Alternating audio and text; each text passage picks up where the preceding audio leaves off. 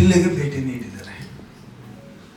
ಭೇಟಿ ನೀಡಿ ಸಂತ್ರಸ್ತ ಯಾರ್ಯಾರು ಇತ್ತೀಚೆಗೆ ನಡೆದ ಘಟನೆಗಳಲ್ಲಿ ಮೃತರಾಗಿದ್ದಾರೆ, ಯಾರ್ಯಾರು ಅಂತೆಲ್ಲ ಅವರಿಗೆ ಬೇಕಾದವರ ಮನೆಗಳಿಗೆ ಮಾತ್ರ ಹೋಗಿ ಅವರು ತಮ್ಮ ವಿಚಾರಗಳನ್ನು ಹೇಳಿದ್ದಾರೆ. ಅಲ್ಲದೆ ಅವರು ಪತ್ರಿಕಾಗೋಷ್ಠಿಯನ್ನು ಉದ್ದೇಶಿಸಿ ಕೂಡ ಮಾತನಾಡಿದ್ದಾರೆ. ಮಾತಾಡಿದಂಥ ಸಂದರ್ಭದಲ್ಲಿ ನಾನು ಬಹಳ ಬೇಸರದಿಂದ ಹೇಳಿಕ್ಕೆ ಬಯಸ್ತೇನೆ. ಪೊಲೀಸರುಗಳಿಗೆ ಹಿಂದೂಗಳಿಗೆ ತೊಂದರೆ ಕೊಟ್ಟರೆ ಆಂದೋಲನ ಮಾಡ್ತೀವಿ, ಬಿಜೆಪಿ ಕಾರ್ಯಕರ್ತರ ಮನೆಗೆ ನುಗ್ಗಿದರೆ ಆಂದೋಲನ ಮಾಡ್ತೀವಿ,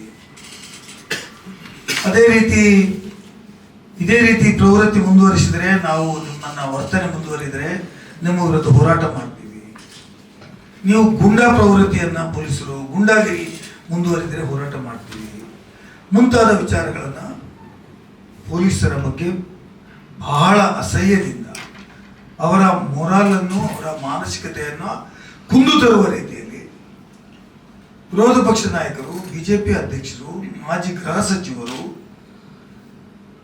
ಇವರೆಲ್ಲರೂ ಮಾತಾಡಿದ್ದಾರೆ.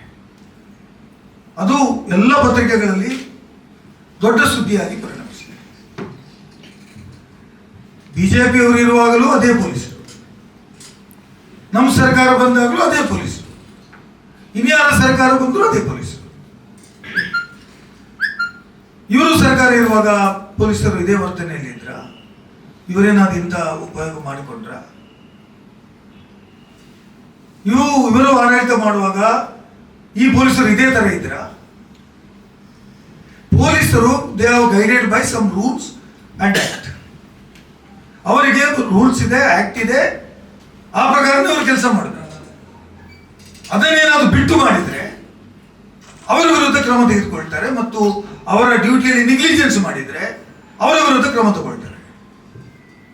ಅವರಿಗೆ ಹಿಂದೂ ಒಂದೇ, ಮುಸ್ಲಿಂ ಒಂದೇ, ಕ್ರಿಶ್ಚಿಯನ್ ಒಂದೇ, ಜೈನ ಒಂದೇ, ಪಾರ್ಸಿ ಒಂದೇ, ಎಲ್ಲರೂ ಒಂದೇ. All are guided by the laws. ಅವರಿಗೆ ಕಾನೂನು ಮತ್ತು ನಿಯಮಗಳನ್ನು ಬಿಟ್ಟು ಕೆಲಸ ಮಾಡಿದರೆ ಅವರವರ ಕೆಲಸವನ್ನು ಕಳ್ಕೊಳ್ತಾರೆ. ಆದರೆ ಇವರು ಈ ಥರ ಒಂದು ಮಾತುಗಳನ್ನು ಮಾತಾಡ್ತಕ್ಕಂಥದ್ದು, ಅದು ಕೂಡ ವಿರೋಧ ಪಕ್ಷ ನಾಯಕರು, ಒಬ್ಬ ಸಂಸದೀಯ ಸ್ಥಾನದಲ್ಲಿ ಇದ್ದವರು ಗುಂಡಾವರ್ತನೆ ಪೊಲೀಸರು ಮಾಡ್ತಾ ಇದ್ದಾರೆ. ಪೊಲೀಸರಿಗೆ ವಿರುದ್ಧ ಆಂದೋಲನ ಮಾಡ್ತೀವಿ, ನೀವು ಹಿಂದೂಗಳ ವಿರುದ್ಧ ಕೆಲಸ ಮಾಡ್ತಾ ಇದ್ದೀರಿ, ಹಿಂದೂಗಳ ಕಾರ್ಯಕರ್ತರನ್ನು ದಮನಿಸ್ತೀರಿ, ಕಾರ್ಯಕರ್ತರನ್ನು ದಮನಿಸ್ತೀರಿ. What do you mean by? ಇದರ ಅರ್ಥ ಏನು? ನೀವು ಈ ರೀತಿ ಪೊಲೀಸರ ನಿಮ್ಮ ಆಡಳಿತ ನಡೆಸಿಕೊಂಡಿರಬಹುದು, but we are not. We say ಕಾನೂನು ಪ್ರಕಾರ ಕೆಲಸ ಮಾಡಿ, ನಿರ್ದಾಕ್ಷಿಣ್ಯವಾಗಿ ತಪ್ಪು ಮಾಡಿದವರನ್ನ ಶಿಕ್ಷಿಸಿ, ಕಾನೂನು ಸುವ್ಯವಸ್ಥೆ ಕಾಪಾಡೋದು ಏನೆಲ್ಲ ಮಾಡಬೇಕು ಕಾನೂನು ಪ್ರಕಾರನೇ ಮಾಡಬೇಕು, ಕಾನೂನು ಬಿಟ್ಟಲ್ಲ. ಕಾನೂನು ಬಿಟ್ಟು ಮಾಡಿದ್ರೆ ಅಲ್ಲಿ ಕೋರ್ಟ್ ಇದೆ ಮತ್ತು ಸರ್ಕಾರ ಇದೆ. ನಾವು ಎಂದೂ ಹೇಳಿಲ್ಲ, ಹೇಳುವುದೂ ಇಲ್ಲ.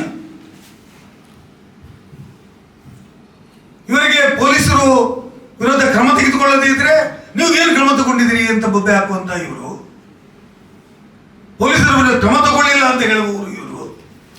ಇವತ್ತು ಪೊಲೀಸರು ಕಾನೂನು ಪ್ರಕಾರ ತಮ್ಮ ಡ್ಯೂಟಿಯನ್ನ ಮಾಡಿದರೆ ಅವರದು ಗುಂಡಾವರ್ತನೆ, ಅವರ ವಿರುದ್ಧ ಆಂದೋಲನ, ಅವರು ಏಕಪಕ್ಷೀಯ, ಅವರು ಆನೆ ಕುದುರೆ ಅಂತ ನಲಿದಾಡುವವರು, ಅವರು ಭಿಕ್ಷೆ ಬೇಡುವವರು, ಅವರು ಕಾಂಗ್ರೆಸ್ ನಾಯಕರ ಮಾತಿನಂತೆ ಕುಣಿತಕ್ಕೆ ಬಲಿಯಾಗುವವರು, ಈ ರೀತಿ ಮಾತುಗಳನ್ನ ಮಾತಾಡುವುದರಿಂದ the moral of the police is gone now. ಅವರ ಮಾನಸಿಕ ಸ್ಥೈರ್ಯವನ್ನು ಕಡಿಮೆ ಮಾಡತಕ್ಕಂಥ ಕೆಲಸ ಮಾಡ್ತೀರಿ. ಇದು ಮಾಡುವ ಉದ್ದೇಶ ಆದ್ರೂ ಏನು ಅಂತ ನಾನು ಪ್ರಶ್ನೆ ಮಾಡ್ತೀನಿ. ಮಾಡುವಂತ ಉದ್ದೇಶ ಆದ್ರೂ ಏನು? ಪೊಲೀಸರು ಕ್ರಮ ತೆಗೆದುಕೊಳ್ಬಾರದು ಅಂತ ಹೇಳ್ತೀರಾ?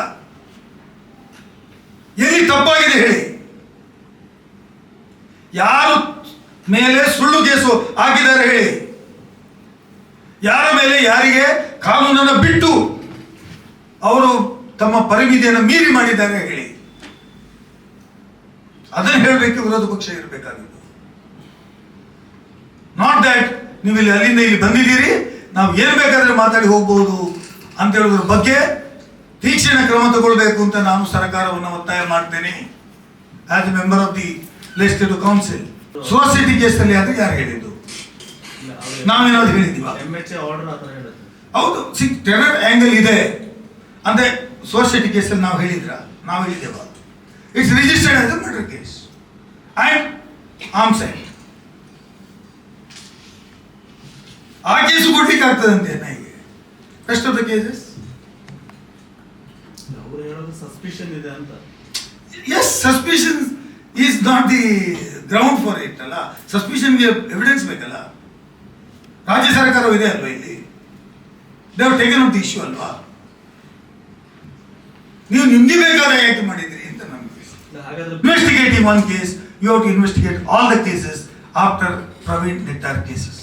ಮಾಡದೇ ಇದ್ರೆ ಇದು ಮಾಡುವುದು ಸರಿಯಲ್ಲ ಅಂತ ನನ್ನ ವಾದ. ಎಲ್ಲಿಯೋ ಒಂದು ಕಡೆ ನಾವು ಸಮಾಜದಲ್ಲಿ ತಮ್ಮ ಸ್ವಾರ್ಥಕ್ಕಾಗಿ ಮಾಡ್ತೀವಿ ಅಂತ ಒಂದು ಉದ್ದೇಶ ತೋರಿಸಿಕೊಡ್ತದೆ ಅಂತ ನಾನು ಹೇಳಿ ಬಯಸ್ತೇನೆ.